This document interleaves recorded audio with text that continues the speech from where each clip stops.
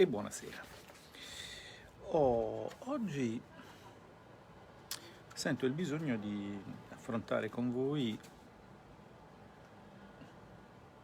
due questioni di ordine relativamente tecnico,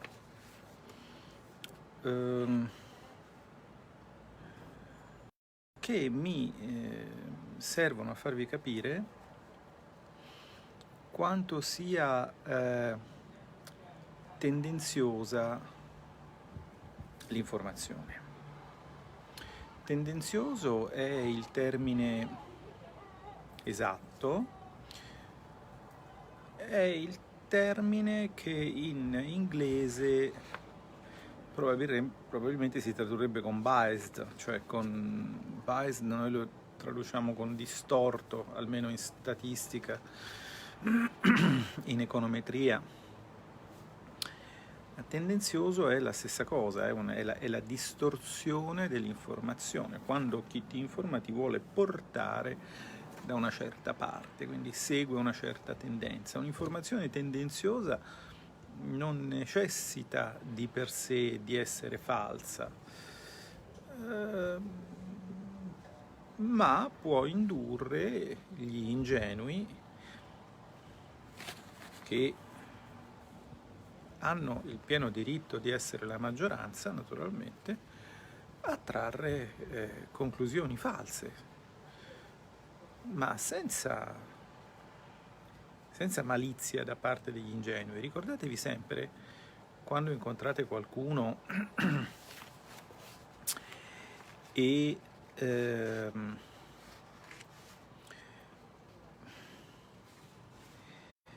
magari parlando ci siete presi dallo sconforto, qualche volta anche dalla rabbia, perché pensate ma questo è proprio di coccio, non è possibile, oppure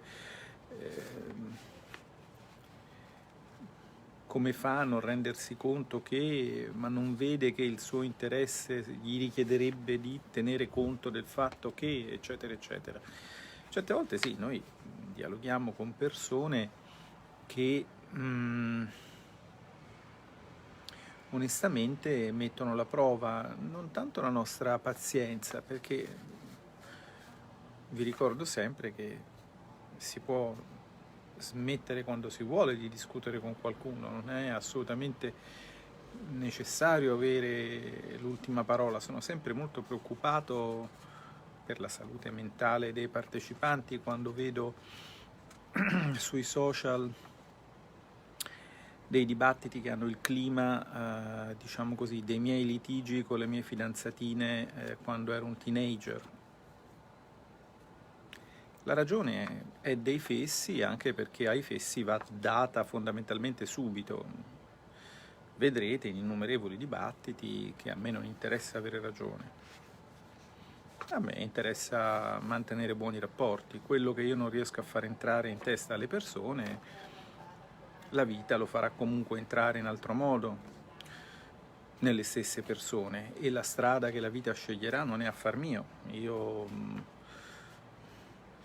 posso dire di aver visto molte conversioni e molte persone sono venute nel mio blog o nella mia casella email a dirmi: l'ultimo pochi giorni fa, io una volta ero in fare per fermare il declino, poi ho capito, non so come ha capito, a un certo punto c'è l'agnizione, non so se ha avuto un disastro o se semplicemente è rinsavito. Lì credo che fossero le vicende connesse al triste declino, anzi al ridicolo declino di fare per fermare il declino, che lo abbiano svegliato. Ha detto: ma caspita, se la competenza è sta roba qui, forse devo ascoltare i nemici di questa roba qui.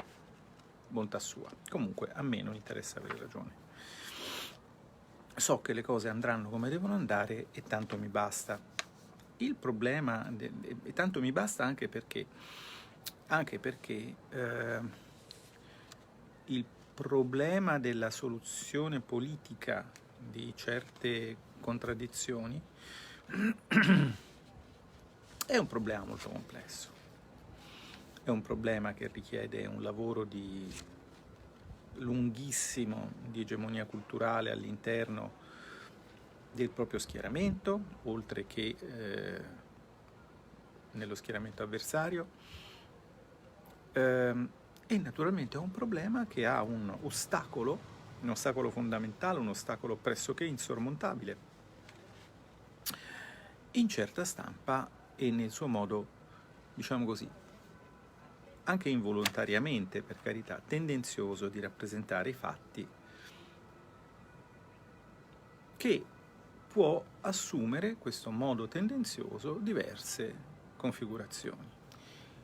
Possiamo avere, e abbiamo molto spesso, chi si stupisce o chi scopre delle cose che sono assolutamente normali, sono assolutamente sempre esistite, sono assolutamente sempre state fatte, ma non se ne doveva parlare perché voi non dovevate saperlo. E questo è un modo di essere tendenziosi e dire ops, ma guarda che meravigliosa scoperta, che cosa nuova, perché se voi vi rendeste conto che quella cosa che sembra nuova è sempre esistita o si sarebbe sempre potuta fare, vi potreste risentire se si dice che è nuova e invece no. Ma il modo forse più classico di essere tendenziosi è esattamente sempre quello contro cui mi sono scagliato fin dall'inizio, fin dall'apertura del mio blog. Cioè, considerando che l'economia è intrinsecamente un'attività di relazione, soffermarsi su un solo aspetto di questa relazione.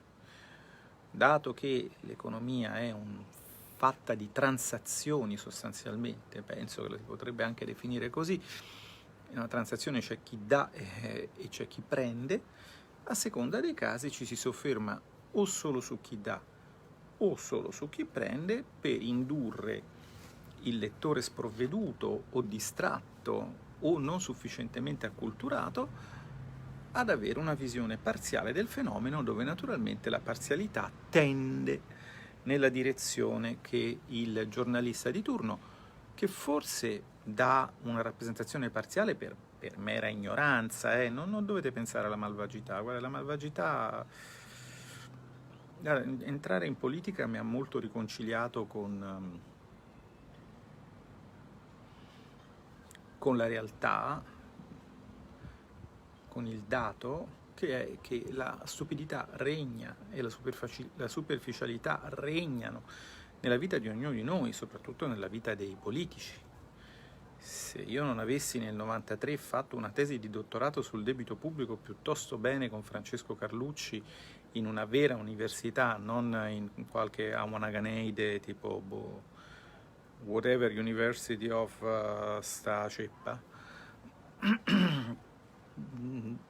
avrei difficoltà ad orientarmi onestamente. Invece, avendo delle radici profonde, avendo avuto delle basi solide, ora il lusso della superficialità in alcune cose posso permettermelo, è un lusso che è una necessità. Io vi ho spiegato, ma se volete un giorno facciamo una diretta Facebook di un'intera pagina in Senato.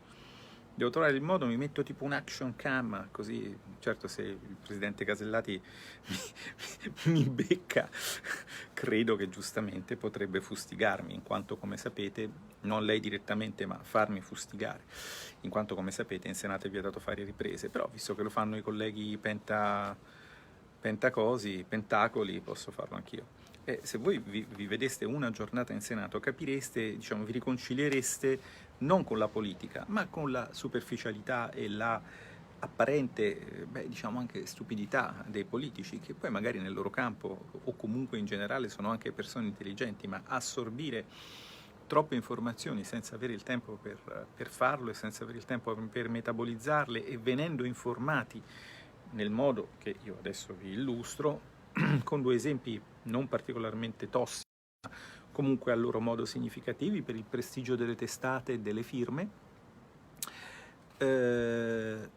capite bene che può indurre facilmente i politici in valutazioni affrettate. Quindi io mi ricordo che questa cosa me la facevano notare colleghi o ex colleghi come Stefano Fassina, come Alfredo Dattorre, perché ricorderete che per tanti anni io ho cercato di parlare alla sinistra, avendo diciamo così, quel tipo di appartenenza più culturale che politica, insomma.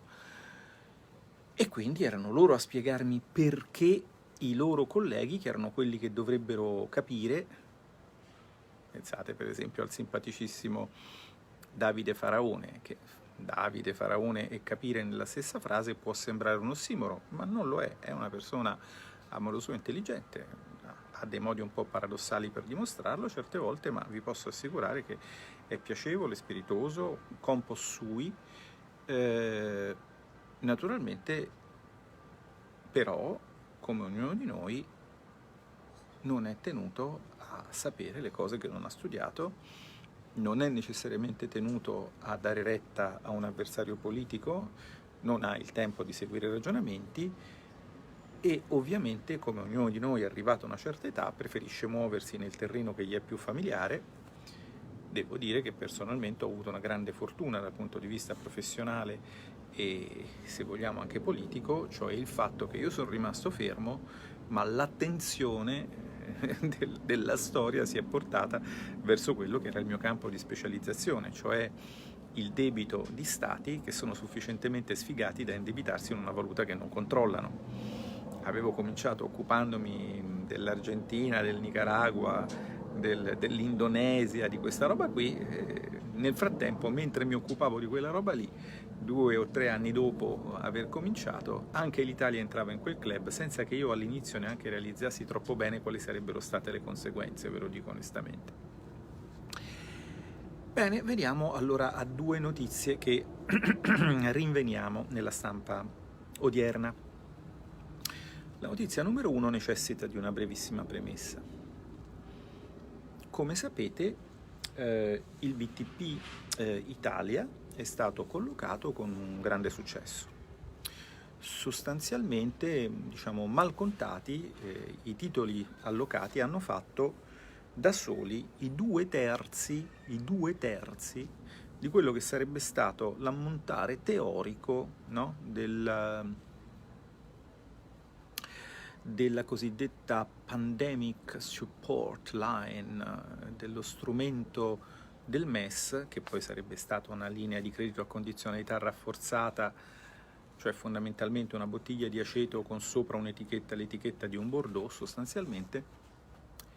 Sì, perché l'aceto è quello nel quale, come sapete, il centurione intinge la spugna, no? Quindi noi saremmo stati crocefissi e quelli ci avrebbero dato il Pandemic Support e l'issopo, da non dimenticare. Vabbè, non entro nelle infinite differenze fra queste 2 forme di finanziamento. Anzi, ci entro perché devo entrarci, perché mi sfida la brillante penna che ha fatto le considerazioni che adesso compartisco con voi, mi sfida a entrarci. Ma il primo dettaglio è molto semplice. Adesso il Tesoro italiano, che si è mosso in enorme ritardo, ritengo, è un giudizio politico, si potrebbe fare un'interrogazione, ritengo perché ci fosse una precisa intenzione di, diciamo così, creare un po' di tensione di liquidità per giustificare appunto la necessità di ricorrere al MES, necessità che non c'era. Quindi ritengo che i tecnici abbiano fatto politica con altri mezzi, lo dico molto esplicitamente, me ne prendo la responsabilità, non perdo neanche tempo a fare un'interrogazione perché non verrebbero i tecnici, verrebbe quel ministro che ci mente e che poi le cose non le sa. Voglio sempre ricordarvi che è a verbale il fatto che lui a dicembre non sapeva chi sarebbe stato il nuovo direttore di DG ECFIN, quando io lo sapevo, un olandese, quindi diciamo così, una persona con un certo modo di vedere l'economia. Non perderò quindi tempo a analizzare nelle sedi competenti questo educated guess. Fatto sta che appena i risparmiatori italiani sono stati chiamati a investire in un titolo italiano, hanno dimostrato di credere nel loro paese e l'asta ha avuto un grande successo. Naturalmente la differenza fra il BTP Italia, che è quello di cui parliamo, e il ricorso al MES è evidente. Con i soldi che ha raccolto con il BTP Italia il Tesoro può fare esattamente quello che vuole e dovrà poi restituirli fra 5-6 anni agli investitori, naturalmente, se questi decideranno di non rinnovare l'investimento, che potrebbe anche essere una buona scelta. Si vedrà. Con i soldi del MES, viceversa, avrebbe dovuto fare quello che voleva, cioè solo spesa sanitaria, che per un ammontare di 20 miliardi da spendere in, non so, 2 anni, 3 anni, come notava anche saggiamente l'onorevole Tremonti in una delle ultime trasmissioni in cui l'ho incrociato, era un obiettivo estremamente ambizioso.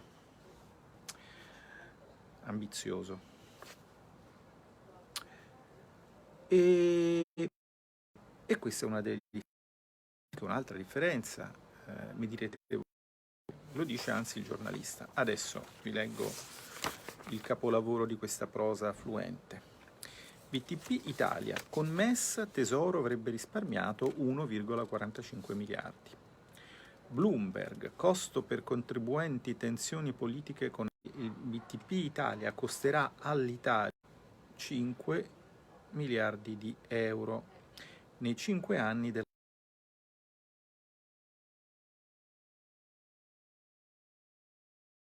dello 0,1%, sarebbe costata ai contribuenti italiani 111 milioni in 5 anni del prestito. La differenza di 1,4 miliardi è, commenta Bloomberg, il prezzo scaricato sui cittadini delle tensioni politiche con l'Europa sul MES, che i partiti populisti usano come una clava per dipingere le istituzioni di Bruxelles intente a tentare di minare la sovranità nazionale. Allora,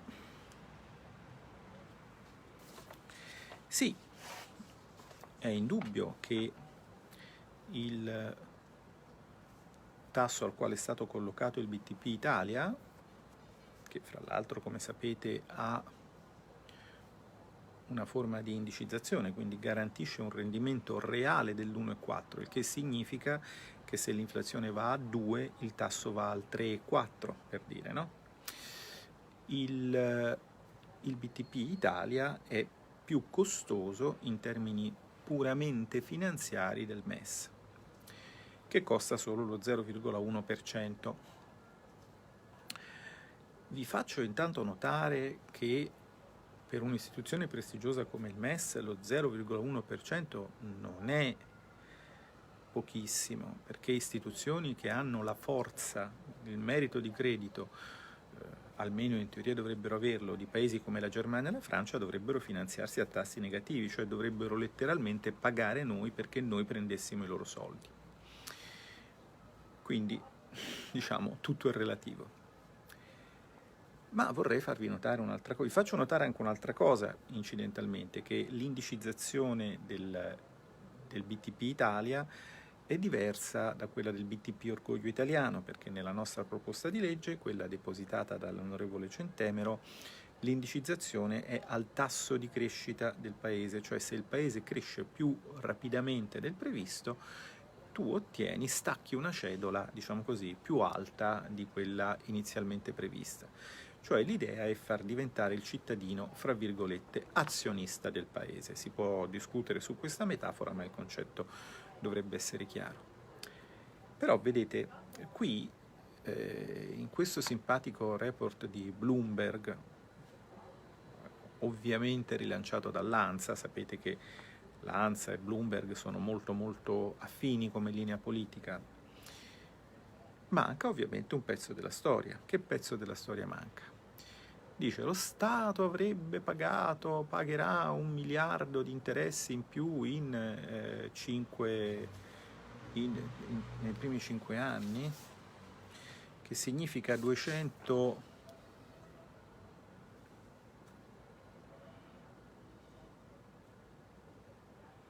Sì, 1,45, d'accordo? In quanti nei primi 5 anni? Facciamo 1,5, così sono 300 milioni l'anno nei primi 5 anni. 300 milioni l'anno, con un PIL a 1.700, l'1% del PIL è 17, l'1 per 1000 del PIL è 1,7, e questo è un dell'1 per 1000 del PIL, è 0, 0 qualcosa per cento del PIL, per carità, meglio in tasca al tesoro dello Stato italiano che in tasca a un avido speculatore. Sono assolutamente d'accordo, ma appunto qui casca l'asino. Perché non parliamo di chi questi interessi li prende? Perché per una volta, data la natura dell'emissione, più di metà dei titoli collocati sono andati a investitori cosiddetti retail, perché adesso si deve dire così, al dettaglio, cioè a famiglie e risparmiatori individuali italiani.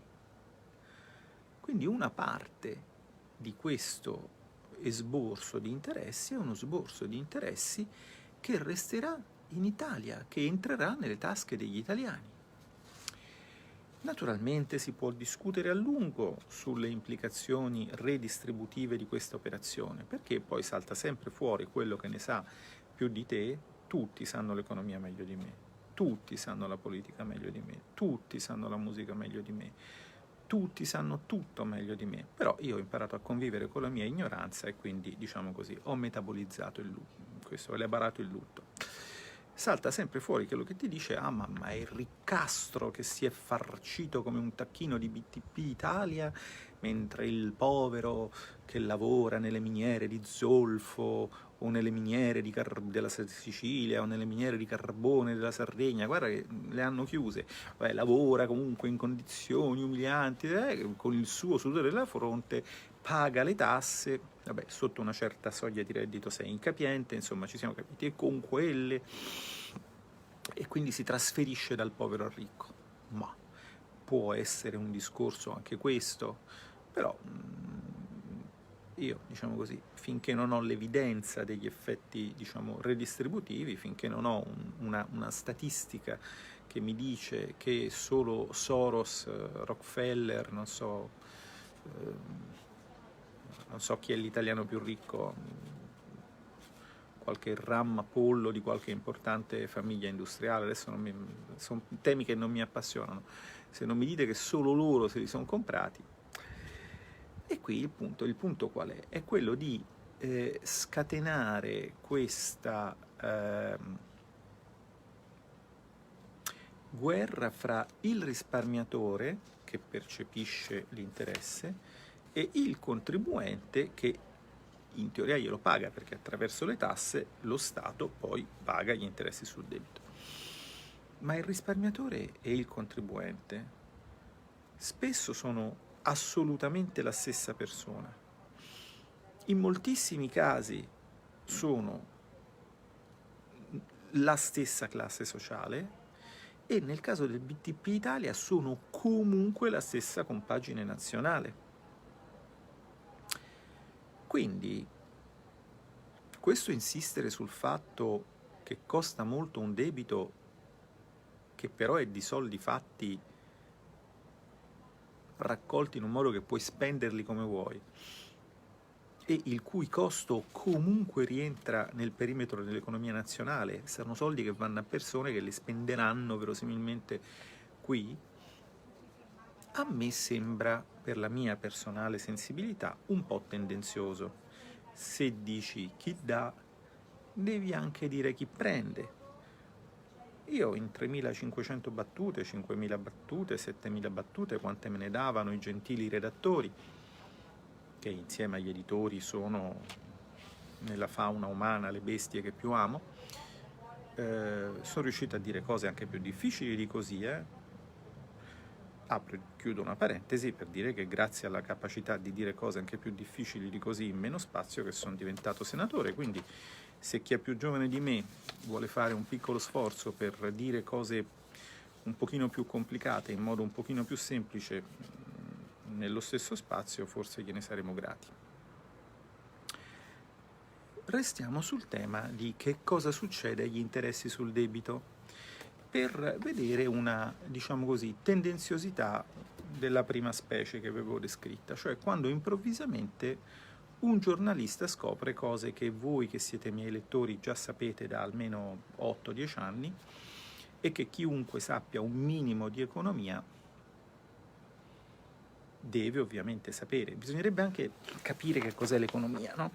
Se voi adesso chiamate il simpatico Awanagana, che neanche mi ricordo come si chiama, quello che sta in università inglese, che è venuto a cercare di spiegarci cos'era la moneta, sono pressoché certo che lui non sappia ciò di cui vi sto parlando, ciò nonostante è un ottimo economista.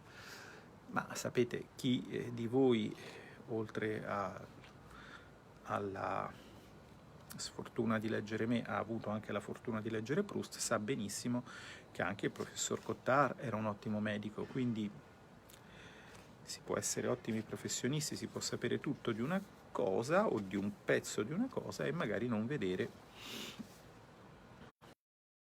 Allora, c'è un fantastico titolo sul Sole 24 Ore che ci annuncia uno scone di proporzioni gigantesche, tipo, che ne so, arrestato, non so, il senatore Renzi portato a Guantanamo a seguito di... No, niente di tutto questo, e naturalmente non lo auguro al collega, che anzi rallegra con la sua presenza troppo raramente l'aula del Senato, ma è sempre un piacere starlo ad ascoltare dalla mia stanza.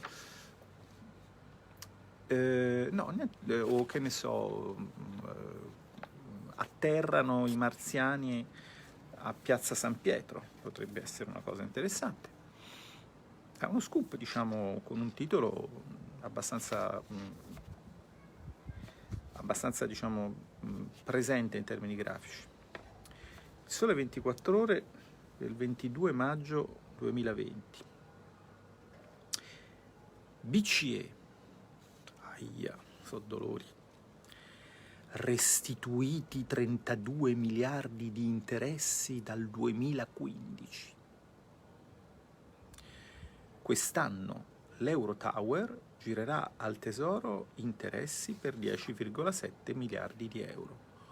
Oh, porbaccolina, ma guarda che novità! Somiglia molto a una cosa che i miei lettori sanno almeno, se non la sapevano prima, dal 7 settembre del 2012.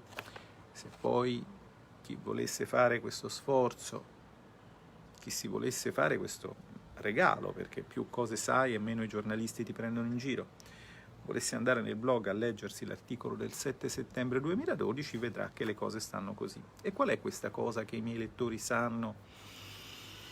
Ma è una cosa molto semplice, che è peraltro il motivo per cui, se qualcuno mi capita in tweetline dicendo Rothschild, Auriti, signoraggio, moneta a debito, io blocco subito senza pietà e senza remissione, perché, non per cattiveria, ma perché, diciamo, ci vuole anche calma e soprattutto professionalità. Noi non possiamo permetterci di essere associati a ciarlatani da strapazzo.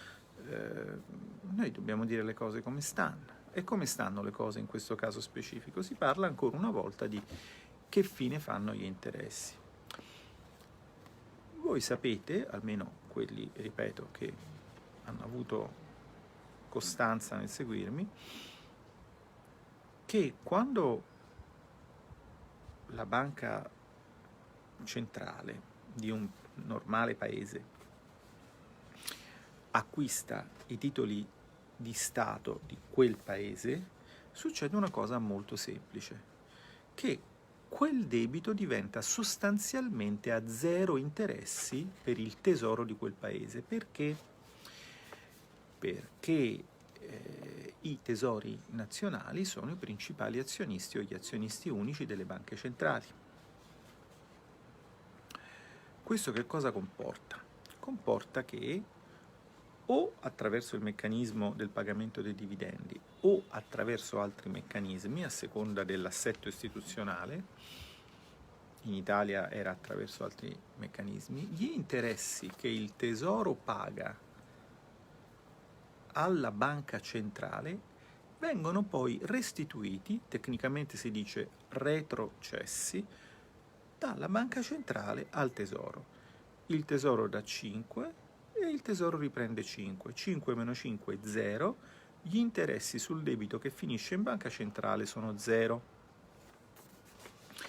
Questo è il fondo della sostanza ed è per questo che questo debito si dice che di fatto viene monetizzato, perché di fatto che cosa fa il Tesoro nel momento in cui effettua questa operazione di vendita di un titolo alla banca centrale? Poi ragioniamo se direttamente o indirettamente, intanto vado al fondo della cosa, poi aggiungiamo i dettagli.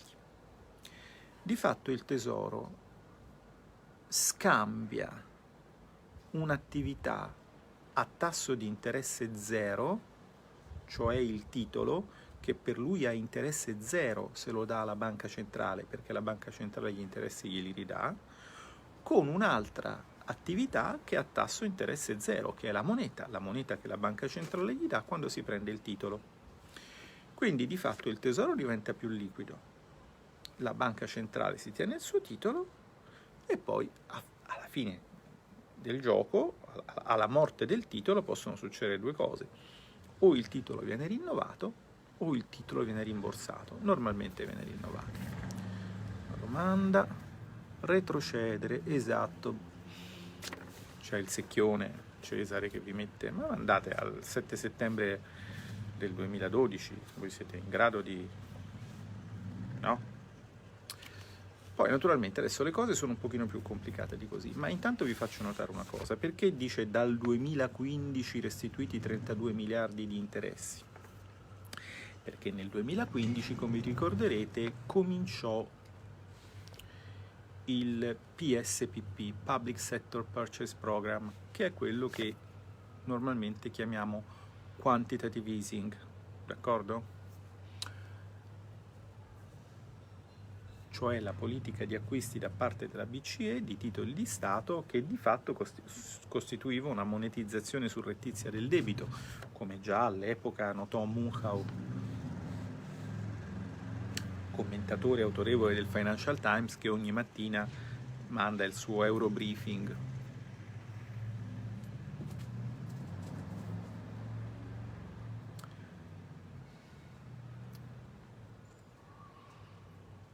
Dal 2015 quindi la BCE ha cominciato ad acquistare titoli di Stato attraverso le varie banche e attenzione, c'è un punto che ogni tanto sfugge. Circa l'80% dei titoli acquistati, siccome la BCE si serve delle banche centrali nazionali per effettuare le sue operazioni, no? Noi spesso diciamo BCE per semplicità, ma in alcuni casi non è la BCE in senso stretto ad agire, è il sistema europeo delle banche centrali, cioè tutte le varie banche centrali. L'80% dei titoli nazionali devono essere detenuti dalla Banca Centrale Nazionale. So che oggi si dice domestico, è uno dei tanti modi per inquinare il linguaggio. Si dice domestico perché si è ignoranti, analfabeti di ritorno, e perché non si deve dire nazione. Esattamente come si dice sovrano perché si è ignoranti, analfabeti di ritorno, e perché non si deve dire pubblico. Cioè il problema è sempre questo. Attenzione, voi quando noi importiamo le parole anglosassoni, in re ipsa importiamo gli spin anglosassoni, invece il debito è pubblico, non è sovrano. E il debito pubblico emesso dal Tesoro italiano per noi è debito nazionale, non è debito domestico, perché se io vedo passare un BTP e lo chiamo, non viene da me più di quanto non ci venga 8, che infatti sta facendo il matto per il terrazzo, voi non lo vedete, ha scoperto che esistono i gechi e quindi si diverte. Bene, voi adesso invece avete scoperto che esiste la retrocessione degli interessi, che significa in buona sostanza che se vuoi un debito veramente a tasso zero devi fare la seguente cosa: devi fare in modo che te lo compri la tua banca centrale. E naturalmente questa una volta poteva farlo in asta, che era il top, perché così decidevi tu il prezzo, cioè il tasso di interesse, oppure può farlo sul secondario, ma se si sa che lo farà sul secondario, cioè se c'è un programma credibile di acquisti,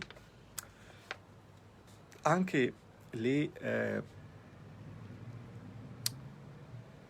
emissioni sul primario ne risultano sostanzialmente influenzate.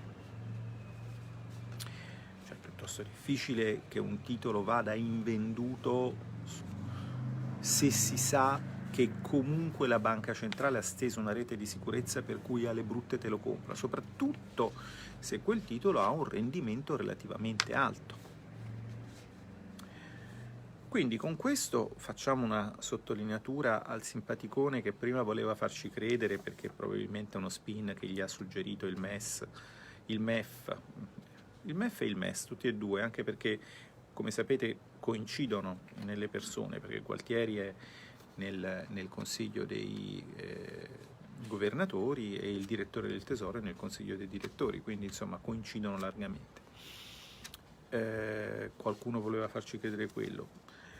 Se 0,1 è meglio di 1,4, diciamo che 0 è meglio di 0,1, soprattutto se il tema è mantenere la libertà, cioè decidere che cosa si fa con i soldi che si sono raccolti.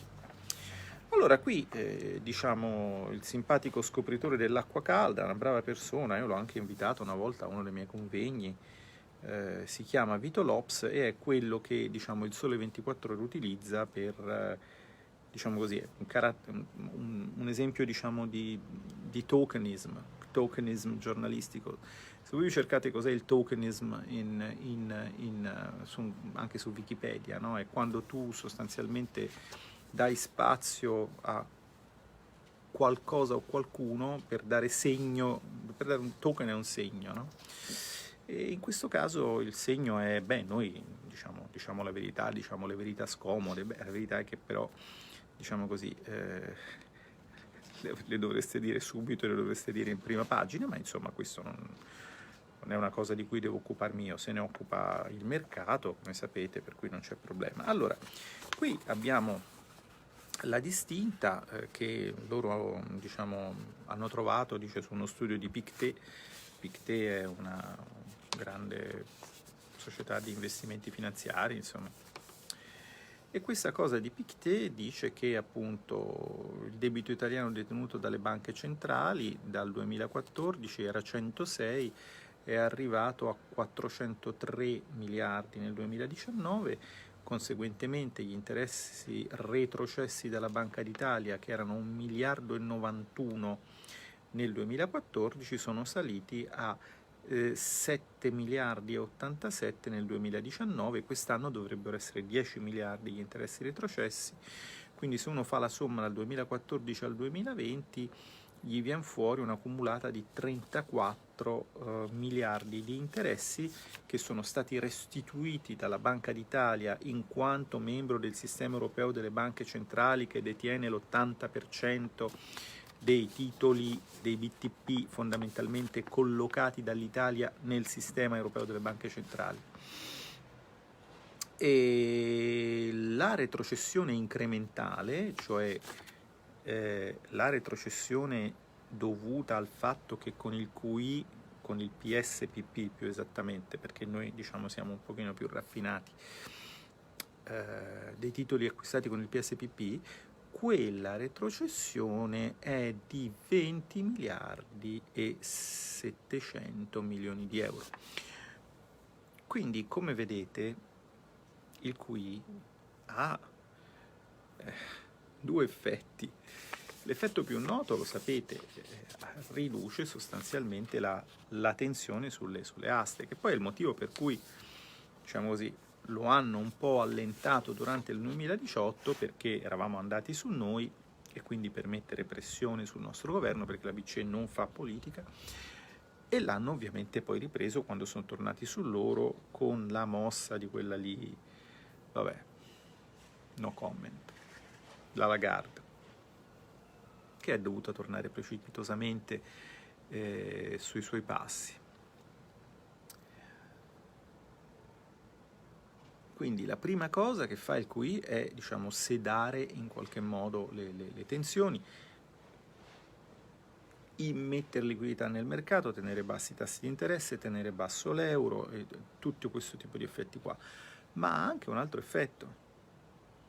Se il titolo va, diciamo, sul mercato, l'interesse va sul mercato. Se lo prende il rentier verosimilmente estero, se la maggior parte del debito è collocato all'estero, ma se il titolo va in banca centrale, gli interessi ritornano al tesoro. Non integralmente adesso, perché il sistema è un po' cambiato, ma in gran parte sì. Cioè 34 miliardi significa che in 5 anni ci abbiamo fatto una finanziaria con gli interessi che ci sono stati restituiti sui titoli che abbiamo avviato verso il programma di acquisto di titoli del settore pubblico, cioè il QE. Ecco, questa è un'altra cosa che non sapevate. O forse sì, forse voi sì. Almeno i più attenti lettori sì.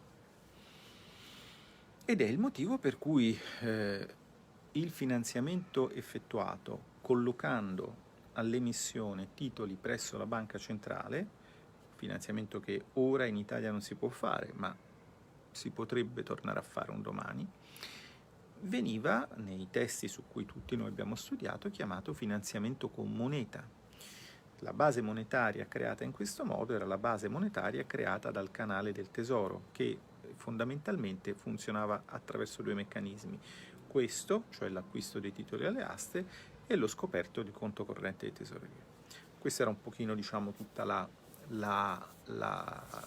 poi la base monetaria veniva creata attraverso altri canali, che potevano essere in particolare il canale estero, insomma tutta una serie di cosine che influiscono sulla quantità di moneta presente nel sistema. Vado a concludere con un terzo punto che è connesso a questi due punti precedenti. Se lo avessi messo per primo lo avreste capito ugualmente, ma dopo aver parlato di questo probabilmente lo capirete meglio. E il tema è il seguente. Viene detto a noi leghisti, barbari, rozzi, piuttosto vi devo lasciare perché fra un po' una gara di rutti, quindi prima devo bere la birra, insomma una cosa insomma c'è anche lì, c'è della tecnica volendo, e comunque a quel punto la diretta finirà ovviamente. Veniamo accusati noi leghisti di essere dei signor no, ma il punto fondamentale è che diciamo, se i media non ci danno spazio quando noi facciamo le nostre proposte, evidentemente passerà solo lo stereotipo, la macchietta del leghista che loro vogliono che passi. Punto uno, che con l'elmo, con le corna, fa la famosa gara di rutti che io non ho mai visto fare, ma insomma quando cominciano a divertirsi io devo andarmene evidentemente. Forse devo andare a Pontida un paio di giorni prima, mi sa che con i giovani ci si diverte di più che con i senatori. Farò questo l'anno prossimo e poi vi dirò eventualmente com'è andata. Ma devono dare di noi un'immagine stereotipata, non ci vogliono stare a sentire, né al governo, altrimenti vi assicuro che farebbero molte meno scemenze, né sui media, e quindi l'immagine stereotipata è che noi è quella un po' di amicisiana, cioè Franti, tu uccidi tua madre, non mi ricordo chi lo dice, se Garrone o il Libro Cuore, no? E quindi Bagnai, tu uccidi l'Europa, ma io dico che ci sono molte cose che non vanno e dico che sta roba salterà per aria perché in piedi non ci sta, e dico anche che però noi siamo qui e sarebbe opportuno ridurre le macerie o cercare di non starci sotto, cioè mi sembrano cose di buon senso, non vedo perché dovrei dire il contrario se quello che penso è questo. Invece no, tu dite sempre di no, ma veramente, a parte il fatto che noi diciamo sempre di no perché i media dicono che noi diciamo di no e quando parliamo ci zittiscono, c'è anche un altro aspetto che ve lo dico in tutta umiltà: per fortuna o purtroppo quello che noi vogliamo conta il giusto, perché in questo momento conterebbe quello che vuole, quello che vorrebbe Conte se avesse contezza del dibattito, come potete averla voi che mi seguite da 10 anni e come posso averla io che vi precedo da 10 anni. ma lì vi assicuro che questa contezza non vi era. Ma io non gliene voglio, cioè se mettessero me nel Consiglio di Presidenza della Giustizia domani, forse preferirei appunto andare in una miniera di sale a lavorare, ma insomma ovviamente sarei spaesato e non capirei un accidente di nulla. Ognuno sa fare le sue cose. Allora, posto che non è vero che noi diciamo sempre di no, e posto che in tutta umiltà capiamo che l'importante è quello che il governo vorrebbe fare, sono a ricordarvi che noi abbiamo detto che dal nostro punto di vista l'Italia, se non fosse stata completamente succube della propria inettitudine, il governo italiano mi riferisco, della propria incapacità di comprendere i dossier e della propria subalternità a Francia e Germania, avrebbe dovuto fare una cosa molto semplice: sostenere la proposta del governo spagnolo, che era una proposta di fondo di ricostruzione che aveva un senso, a differenza di quella tedesca. Aveva un senso per almeno due motivi evidenti. Primo motivo, perché era un fondo molto capiente, 1500 miliardi anziché 500. Punto secondo, perché la raccolta dei fondi sarebbe avvenuta nelle intenzioni degli spagnoli con il collocamento di titoli perpetui. Punto terzo, che non era scritta, ma tutti sapevano che avrebbe dovuto funzionare così e che se partisse funzionerebbe necessariamente così, quei titoli andrebbero in banca centrale. Era fondamentalmente la proposta di Giavazzi e Tabellini che abbiamo letto insieme. Ma voi vi pensate che la Spagna va avanti da sé senza che prima ci sia stata un'elaborazione concettuale su voxeu.org o nel CPR di Bruxelles? Ovviamente no. Questi think tank funzionano, elaborano, prendendo pozzi di soldi dalle istituzioni europee, peraltro giustamente elaborano soluzioni. Alcune di queste soluzioni vengono adottate, altre no. La proposta, diciamo, Giavazzi-Tabellini Spagna era assolutamente sensata. Alla luce di quello che ci siamo detti tutta questa sera, capite che cosa avrebbe significato procedere in questo modo. Piazzi un titolo che non devi restituire mai a un interesse basso che di fatto non paghi perché la banca centrale te lo ridà. Sarebbe stato un finanziamento monetario puro. E questo Giavazzi e Tabellini nel loro articolo lo dicono. Naturalmente il governo spagnolo nella sua proposta non lo dice per non urtare le sensibilità, ma ecco, a quelli che si estasiano quando qualche collega, diciamo così, si mette a leggere Twitter in aula, tanto per capirci, no? Vorrei far capire che il modo migliore di combattere battaglie politiche non è, diciamo, rotolarsi in terra o sbattere i piedi e frignare come un bambino cui hanno sottratto la caramella dicendo delle scomode verità, che non sono né verità né scomode, perché, detto con tanto affetto, quando non conti niente ti puoi permettere di fare tutto. Ecco. La verità veramente scomoda, purtroppo la verità più scomoda fra le verità scomode è che viviamo in un mondo di corso legale che, ricordo, non è una strada, non è il corso Anthony P. Legale Avvocato che si trova da qualche parte a Saratoga, quindi non cercatelo su Google Maps, ma è un modo di gestire l'infrastruttura monetaria, tale per cui la moneta emessa dallo Stato ha potere liberatorio perché lo Stato dice che ce l'ha e tu o la accetti o ti viene fatta causa. Semplice, no? Ecco. Allora, non costa niente, soprattutto ora che l'infrastruttura monetaria è largamente digitalizzata, emettere 1500 miliardi di euro in questo modo. Non costa niente né a chi li mette né a chi li riceve, perché se chi li riceve attraverso il meccanismo di ti do a mia volta un foglio di carta che si chiama consol, che è titolo consolidato, che tu te lo prendi e non mi potrai mai più chiedere i soldi indietro, e ti ci pago un interesse che tu mi ridai, fine. Cioè così dovrebbe funzionare la famiglia europea. E le figure politiche che amano il paese in teoria, se lo amassero in pratica o se avessero contezza dei fatti della storia e quindi per esempio dell'intensità dello shock che il paese sta subendo e anche di come sono stati gestiti in passato shock di proporzioni analoghe, dovrebbero esigere che si arrivasse rapidamente a questa soluzione, perché tanto a questa soluzione ci si arriverà. E ci si arriverà in potenzialmente due modi.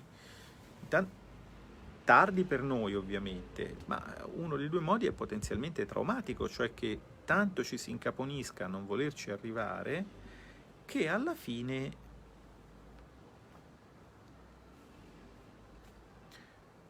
una colossale crisi del debito travolga tutto e tutti, costringendo a quel punto a monetizzazioni in condizioni di emergenza, con potenziali a quel punto fenomeni anche di carattere potenzialmente inflazionistico. In questo momento non si vede all'orizzonte. Tutto sta alle cose quando le fai, perché se tu intervieni prima che la potenza, la capacità produttiva, il potenziale produttivo venga distrutto, allora hai la possibilità di finanziare con moneta una domanda che incontra un'offerta. Ma se tu vai a finanziare con moneta la domanda in un campo di macerie, salirà il prezzo dei beni, che per di più saranno tutti importati, quindi il tuo paese diventerà ulteriormente schiavo, questa volta del debito estero, del debito contratto con l'estero per pagare i beni esteri. E questo è, non è che c'è altro. Da che cosa deriva la resistenza psicologica a percorrere la strada più ovvia, quella che tutti gli economisti minimamente degni di questo nome, non sto parlando degli Yawanagani, tutti hamiltoniani e distintivo, capito? Dopo, risolvendo una equazione di Bellman, troverò il mio letto, partendo dal sapere dove sta il letto, naturalmente, che si chiama condizione al contorno. Lo so fare anch'io a Wanagana, però so anche un'altra cosa, cioè che qui c'è un problema fondamentale di impostazione proprio filosofica del fatto politico. Ed è stata significativa a questo proposito la domanda che Peter Gomez ha fatto a Claudio Borghi, quando gli ha chiesto: ma se è così facile, allora perché non stampiamo tantissima moneta e non viviamo tutti ricchi senza fare niente?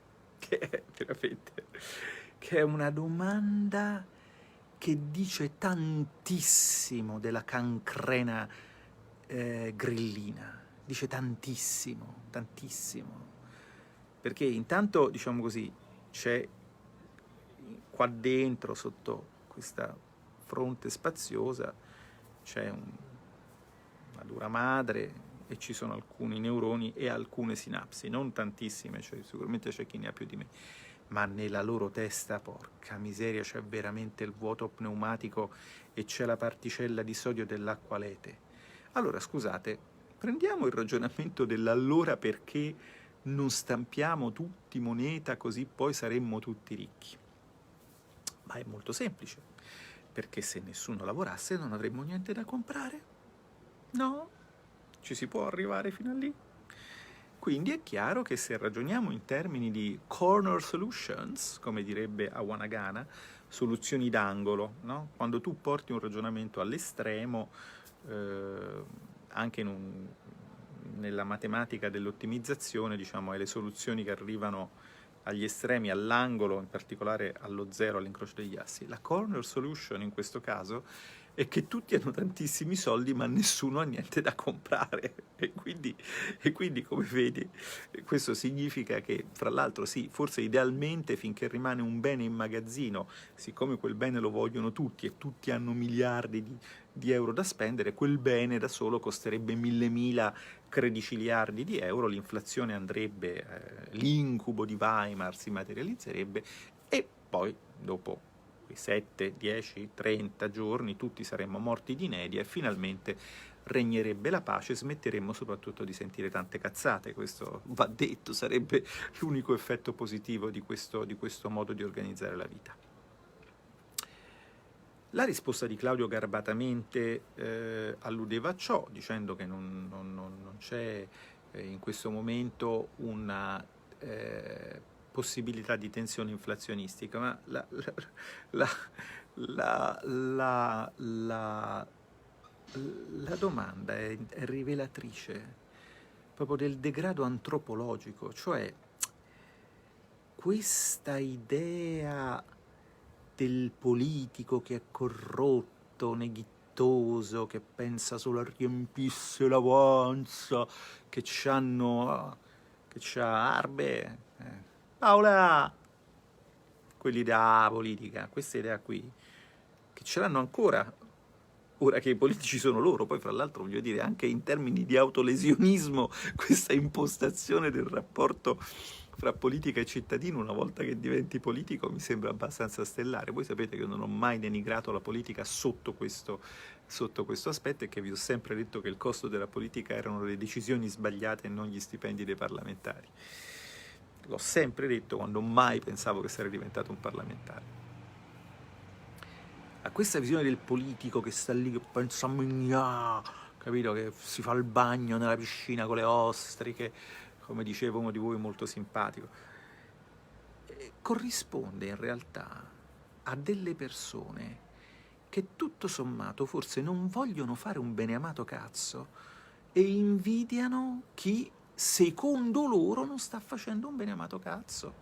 Ma la verità, a parte il fatto che quelli che loro invidiano in realtà stanno faticando, ma questo è un altro discorso, la verità è che né io né molti di voi sareste capaci di non fare niente, e forse il lockdown a qualcuno lo ha dimostrato, per il semplice motivo che l'uomo è, diciamo così, un animale poietico, fa le cose con questa roba qua. Si chiamano le mani, il pollice è opponibile in questo caso. Io ho il pollice opponibile e so anche dire politica. Non so se tutti quelli che sanno dire politica o che ve lo dicono in televisione sanno fare questa cosa qui, vedete? È una cosa che si è imparata in lunghi millenni e milioni di anni e che serve a tante cose, fra cui anche a scrivere i paper di Awanagana o attività equivalenti. Quindi il tema del ma se bastasse stampare moneta per averla allora sarebbe facile, no, è un tema che non si pone. Occorre che si lavori. Gli uomini vogliono lavorare, gli imprenditori vogliono intraprendere, gli artigiani vogliono esercitare la loro arte, i professionisti vogliono esercitare la loro professione, i politici vogliono mediare i conflitti che ci sono, perché l'Europa non ci ha dato la pace, ci ha dato un surplus di conflitti inutili. Ognuno di voi vuole accudire la sua famiglia, noi vogliamo agire e vogliamo però avere in questa possibilità di realizzazione anche la possibilità di avere un'esistenza libera e dignitosa.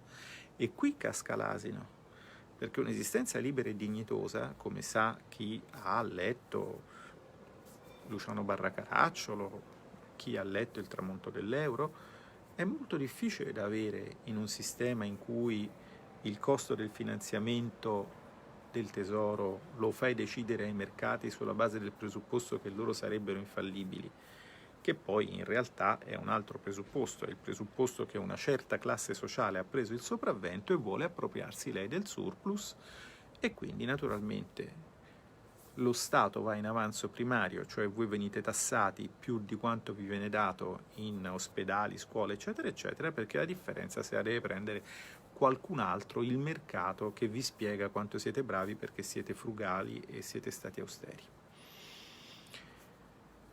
In una situazione eccezionale come questa non ci sarebbe quindi assolutamente nulla di male a finanziare con moneta, a concorrere i 1500 miliardi. Non è che stiamo parlando di una bolla enorme, quello che servirebbe per tenere insieme i cocci delle aziende in Europa. Vogliamo dire che lo vogliamo fare una tantum? La verità è un'altra. La verità è che andrebbe abolito l'articolo 123 del TFUE e che andrebbe ripristinato, con la dovuta moderazione, il finanziamento monetario della spesa pubblica, almeno fino a che il tasso di inflazione non raggiunge l'obiettivo prefissato dalla BCE. Se non si, ipotizzando ovviamente che il sistema stia in piedi, ipotizzando che tutte le regole assurde in cui siamo le vogliamo mantenere, ma se non si arriva a un esito di questo tipo, che è un esito che dà fastidio per una serie di conseguenze di vario tipo, oltre a quelle più, diciamo, filosofiche e di classe che vi ho detto, ce ne sono anche alcune pratiche, ma adesso non entro in questo.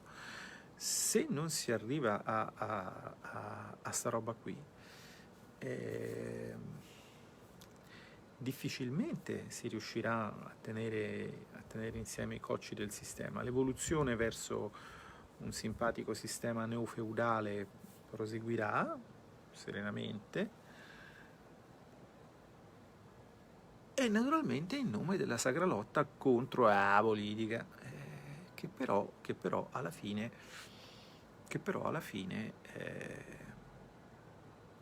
riaffermerà in un modo o nell'altro il suo primato.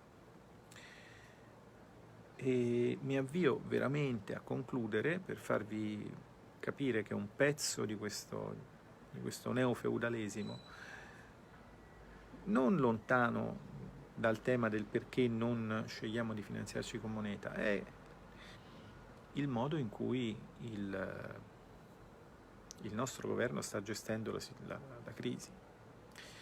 Immaginatevi che 10 sia il reddito di sussistenza, va bene? Allora, uno ha 10, un altro ha 20, tutti e due perdono il 10%, quindi quello che ha 10 perde 1 e va a 9, sotto la sussistenza muore di fame. Quello che ha 20 perde 2, va a 18 e sopra la sussistenza non muore di fame.